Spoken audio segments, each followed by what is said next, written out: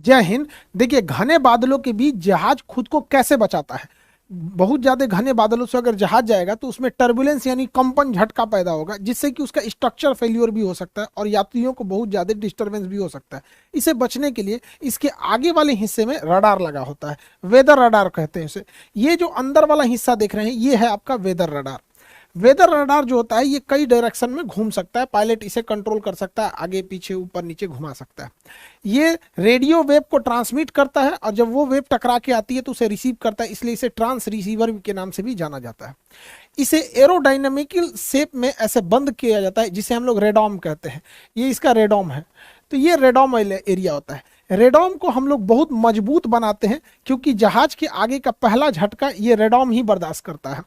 इसे composite material से बनाया जाता है 6-7 लेयर से, ताकि ये मजबूत भी रहे और जब इसे ढका जाए तो इसके अंदर से रेडियो वेव चली जाए और वापस आ भी जाए, लेकिन हवाओं को ये अंदर आने नहीं देता है, वेव को आने जाने देता है यहाँ पे। जिस वजह से ये रेडॉम काफी जरूरी होता है। ये रेडॉम को मजबूत भी बनाना होता है। देखिए, इसका थूथूर कूच लिया किसी पक्षी से टकरा के यहाँ पर, तो ये रेडॉम मजबूत भी बनाना होता है, नहीं तो ये झटका लगेगा तो ये पहले यही झटके को ये देखता है। तो ये रेडॉम वेव को आने और जाने देता है।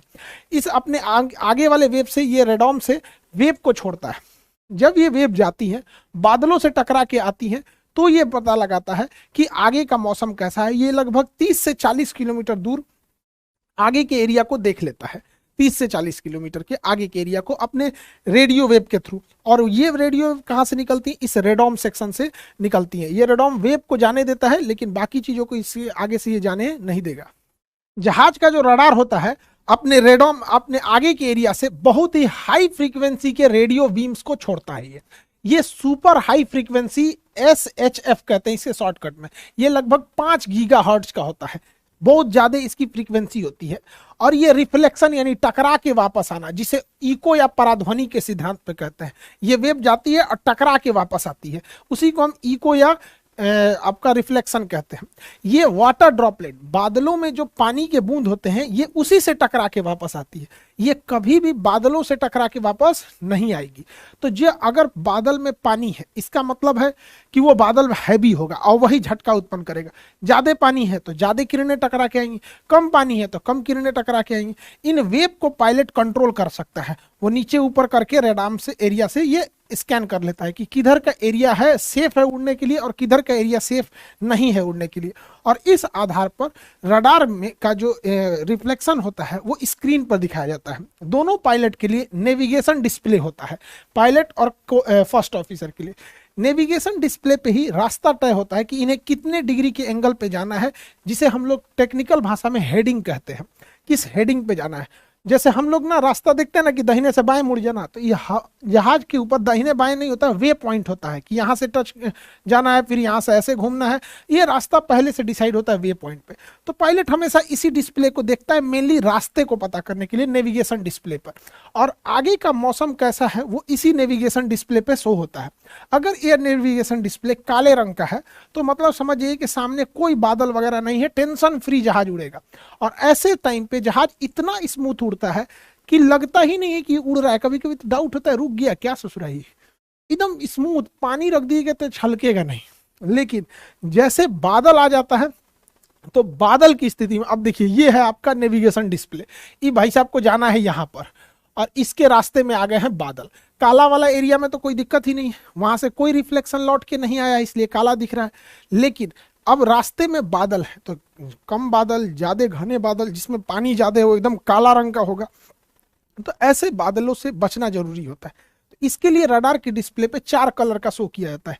ग्रीन कलर ऐसे बादलों को बताता है जिससे कि बचना चाहिए, लेकिन ज्यादा दिक्कत नहीं होगा, हल्का हल्का हल्का झंझनाहट होगी। पैसेंजर्स को भी कोई दिक्कत नहीं आएगी। जो पहली बार चढ़ेगा वो कहेगा भाई सभी क्या करे, उतार दे रे भाई, अगली बार ना चढ़ेंगे। लेकिन येलो कलर वाला जो बादल होता है, पीले रंग वाला, ये खतरनाक होता है। ये हिला देता है जहाज को अच्छा खासा। लाल रंग वाला बादल को तो पायलट को कहा जाता है कि आपको अवॉइड ही करना है लाल रंग के बादल में, क्योंकि यहां पे जाने का मतलब है कि फंस जाएंगे लाल वाले बादल में। और मेजेंटा कलर जो होता है, यहाँ देखिए ये रहा मेजेंटा कलर, ये हल्का सा ये मेजेंटा कलर। मेजेंटा कलर का बादल से पायलट को सख्त निर्देश होता है कि आपको मेजेंटा कलर में नहीं जाना है, अगर आप यमराज का दर्शन नहीं देखना चाहते हैं तो। वरना जाइएगा तो सीवियर टर्बुलेंस कर देगा, उसे बच के रखना जरूरी होता है। तो ये 4 कलर होते हैं। सबसे बेस्ट तो ब्लैक कलर है भैया, कोई बादल ही नहीं है। ग्रीन कलर है, छोटा मोटा है। येलो कलर में थोड़ा ज्यादा है। रेड कलर हिलाएगा बढ़िया से, पैसेंजर डर जाएंगे। और मेजेंटा कलर में कोई ठीक नहीं, उलाट पलाट देगा जहाज को। स्ट्रक्चर फेलियर का भी डर होता है, डैने उन्हें टूट जाएगा, कोई बहुत ज्यादा सीवियर वो हो जाएगा, टर्बुलेंस हो जाएगा। जैसे इस जहाज को देखिए, इस जहाज को जाना है यहाँ से सीधे, अब इसको सीधे जाना है यहाँ पे। सामने देखिएगा यहाँ पे रेड कलर का एरिया आ गया है। अब ये क्या करेगा, रेड कलर वाले एरिया से यहाँ साइड हो जाएगा और फिर घूम के अपने रास्ते पे चला जाएगा यहाँ पे।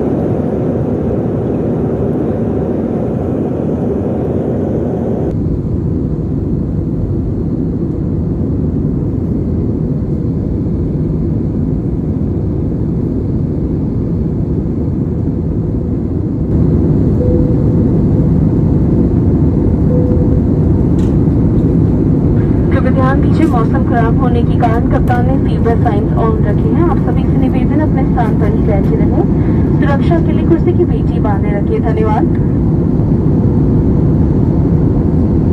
तो देखता है कहां से इसे ज्यादा बचाया जा सकता है। हालांकि ये तो सामने का एरिया दिख रहा है। अगर आप इसे देखेंगे, जैसे इसे सपोज कीजिए इसको यहां से यहां जाना है, तो सामने में तो बाप रे बाप मेजेंटा कलर है, जाने ले लेगा यहाँ पे। अब पायलट बकलोल थोड़ी है जो इधर से घुस के जाएगा, वो कहेगा भैया इधर मेजेंटा, हम इधर से निकल जाते हैं, इससे हम चले जाते हैं यहाँ पे। तो ऐसे घुमा के वो चला जाता है। हालांकि पायलट को 3 डायमेंशनल भी दिखता है। जैसे ये बादल है ना, तो ये ऊंचाई से भी दिखेगा। देखिए पायलट का ये जहाज है, मेजेंटा कलर ज्यादा ऊपर नहीं है, नीचे भर ही है। तो यहाँ पे पायलट 2 डिसीजन ले सकता है, या तो यहाँ से घुमा के चला जाएगा, या तो वो इसका क्रॉस सेक्शन एरिया देखेगा कि जहाज इसका यहाँ पर है और मेजेंटा कलर वाला बादल ऊंचाई पे है कि नीचाई पे है। अगर यहाँ देख रहे हैं तो आपको दिख रहा है कि मेजेंटा कलर और येलो ग्रीन रेड ये नीचे है, तो यहाँ से पायलट क्या करेगा ना, सीधे ले आके जहाज उतार कर ऐसे लेके चला जाएगा यहाँ पे। तो कोई जरूरी नहीं है कि बार बार मुड़ाना ही पड़े। ऐसा भी हो जाता है कि इसके सीधे लेके जाता है, हाइट बढ़ा लेता है।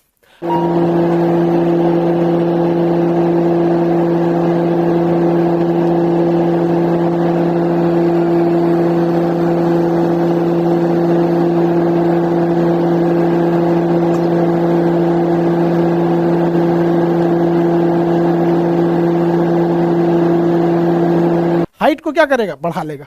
तो कुर्सी की पेटी का बांधने का साइन आ जाएगा और उधर एयर होस्टेस अनाउंस करेगी कि मौसम खराब होने के कारण कप्तान ने कुर्सी की पेटी बांधने का संकेत ऑन कर दिया है, ये वो। तो लोग कहते हैं बांध ले रे भैया, दिक्कत हो रहा है। तो जब भी मौसम गड़बड़ाता है, आगे बादल दिखता है, तभी ये अनाउंसमेंट किया जाता है। तो आप इतना तो समझ में आ गया कि या सामने से ले जा सकते हैं या ऊपर नीचे भी कर सकते हैं। जैसे यहाँ पे आप देखिए, ये जहाज है और इसका ये रास्ता दिखा रहा है कि ऐसे जाना है सपोज। अब इसके रास्ते में एक रेड कलर वाला है, तो 2 रास्ते हैं इनके पास। अगर इधर जाना है तो यहां से ये ऐसे घूम सकते हैं, नहीं तो इसका देखेंगे कि बादल अगर इधर से जाना ना, हम इधर से जेबे करेंगे। तो हाइट देख लेते हैं। तो यहाँ देखिए, यहाँ पे ये जहाज है और यहाँ पर देखिएगा तो ऊंचाई पर लाल वाला है, पीला वाला है और ग्रीन वाला है। तो यहाँ पे पायलट क्या करेगा ना, नीचे से निकाल देगा फिर ऊपर। तो हो सकता है ये बादलों के कभी ऊपर से निकालता है, कभी नीचे से निकालता है, कभी दाहिने से, कभी बाएं से। ये सारा चीज रडार के मदद से ही होता है, अन्यथा बहुत दिक्कत हो जाता। पहले साइंस उतना डेवलप नहीं था, तो बहुत ज्यादा विमान दुर्घटनाएं होती थी। जैसे ये रडार देखिए, ये जहाज है, इसको जाना है यहाँ से, सामने है मेजेंटा कलर, भाई साहब इधर से जाना महा बेवकूफी हो जाएगा। इधर से जाएंगे तो उतना ठीक नहीं है। ये रास्ता ठीक लग रहा है यहाँ पर, लेकिन आप अगर ध्यान दीजिएगा तो यहाँ कुछ ऐसे ऐसे पॉइंट्स आपको दिखाई देंगे ऐसे। तो ये दिखाता है कि ये वाला मौसम इधर भी शिफ्ट हो रहा है। इसलिए इस उम्मीद में मत रहिएगा कि यहाँ हमेशा खाली रहेगा। हो सकता है पहुंचते पहुंचते यहाँ का भी बादल खराब ही हो जाए, मौसम खराब हो जाए। इसलिए पायलट देखेगा भैया इससे तो अच्छा ही है ना, यहाँ से निकालो, नहीं तो हाइट देखो, या तो ऊपर से लेके चले जाओ या तो नीचे से लेके चले जाओ। तो इससे पायलट बचा के जहाज को ले जाता है ताकि सीवियर टर्बुलेंस ना हो। कभी कभी जहाजों में इतना भयानक टर्बुलेंस होता है। एक बार हम लोग खाना खा रहे थे, ऐसा तेज मारा खाना गिर गया यहाँ पर। और जो लोग तो पहली बार चढ़ते हैं उनको हैवी सीवियर टर्बुलेंस हो गया, इस टाइप का खाना छिटा जाता है, पूरा गिर जाते हैं लोग। एयर होस्टेस का देखिए बेचारे का, इसको एयर होस्टेस लोग हर परिस्थिति में बेचारी मुस्कुराते रहती हैं सब। इनकी ट्रेनिंग ऐसी होती है। इन लोग को भी जीवन है, लेकिन इनका देखिए इसका माथा उथा फूट गया, क्योंकि ना ये लोग हमेशा खाना पीना कुछ देते रहते हैं। और बाय द वे टर्बुलेंस भयानक हुआ तो इनको चोट लगने की संभावना ज्यादा रहती है, क्योंकि ये लोग तो सर्व करती रहती है खाना वगैरह, बाकी लोग तो कुर्सी की पेटी बांधे रहते हैं। तो पायलट बचाने की कोशिश करता है, लेकिन कभी कभी अचानक मौसम हो जाता है। मौसम का क्या कहना है? जहाज का जो पायलट होता है वो इस रडार को चेंज कर सकता है, इसकी डिग्री को घुमा सकता है ऊपर नीचे दाहिने बाएं।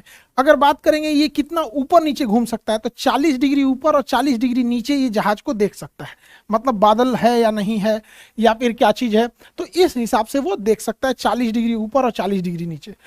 ऊपर और नीचे जहाज को बहुत ज्यादा और बहुत नीचे अचानक नहीं आना होता है।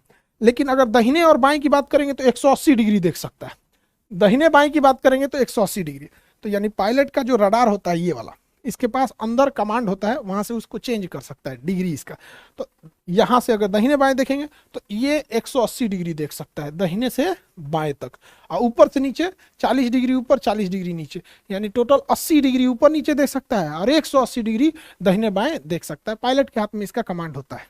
ये इतना सुपर हाई फ्रीक्वेंसी देता है लगभग 5 गीगाहर्ट्ज के पास, कि अगर जहाज जो रनवे पे खड़ी है और यहीं पे इसका रडार को ऑन कर दिया जाए, तो रनवे के आगे अगर कोई शहर है, बिल्डिंग है, तो इससे जब ये टकरा के आएगी तो इतना तेज इसकी फ्रीक्वेंसी रहती है कि इससे टकरा के आएगी और यहाँ पे तो इसका स्क्रीन खराब हो जाएगा। यहाँ पे रडार का जो सेंसिटिविटी होती है खराब हो जाती है, इसलिए उसे निर्देश होता है कि अगर सामने बिल्डिंग खड़ी हो तो आपको ऑन नहीं करना है, पहले उड़ जाना है थोड़ा सा, उसके बाद रडार को ऑन करना है। नेविगेशन रडार ठीक रहेगा, लेकिन ये वाला रडार जो होता है मौसम वाला, उसको बंद रखना है। साथ में कभी कभी क्या होता है ना, रनवे पे होल्डिंग करने के लिए होता है, मतलब यहाँ पे लाइन अप कर देता है यहाँ पर, तो एक जहाज ये खड़ी है, एक ये जा रही है रनवे पे, इस टाइम पे भी रडार को ऑफ करने का आदेश दिया जाता है, वरना इतना तेज सिग्नल इस पे टकराएगा, वापस जाएगा तो इसका रडार खराब हो सकता है। जहाज के अगले हिस्सा को हम रेडॉम कहते हैं, इसे बचा के रखना बहुत जरूरी है। अब इसमें बचाने में एक दिक्कत आ जाती है, ससुरा बिजली उजली तड़कने लगता है,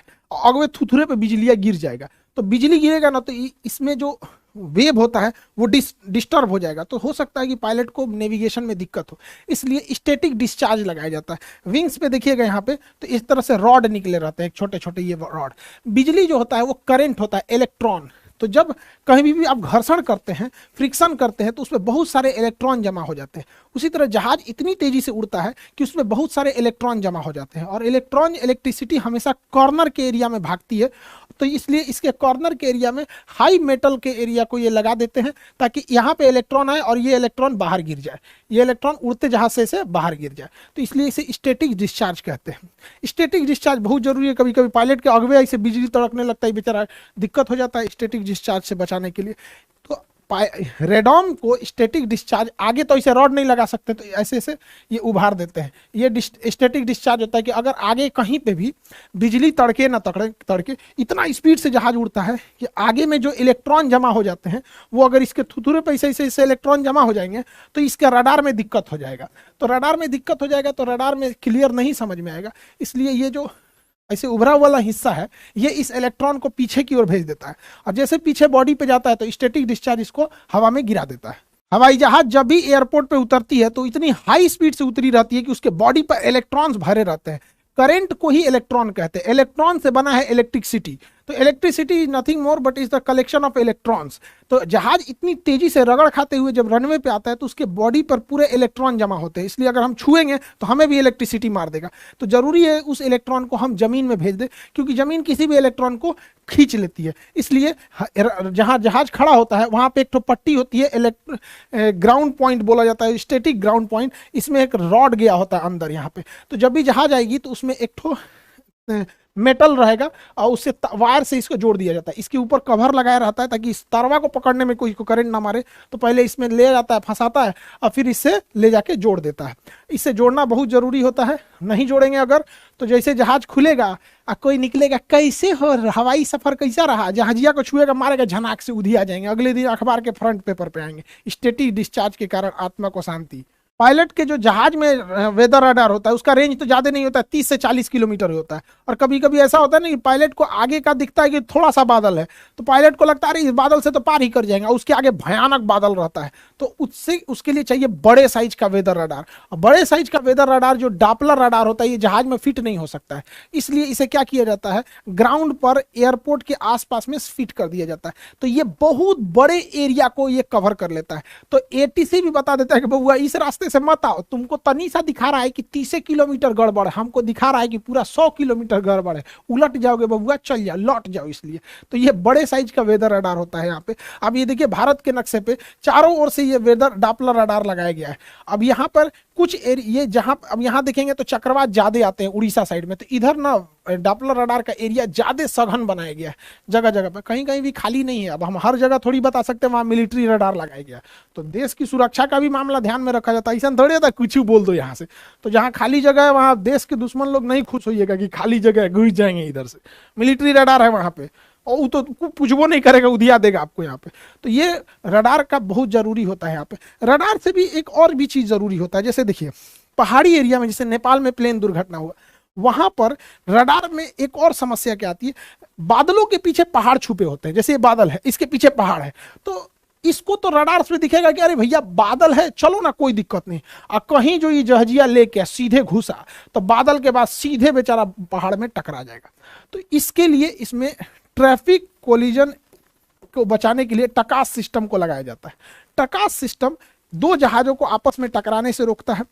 कोई जहाज के बगल से अगर कोई दूसरी जहाज आने वाली है या गुजरने वाली है तो उसको बता देता है, वो कितने हाइट पर से गुजरेगी, कितने नीचे से गुजरेगी, आगे कोई पहाड़ वगैरह तो नहीं है, ये बताने के लिए एक अलग टाइप का रडार होता है जिसे टकास कहते हैं।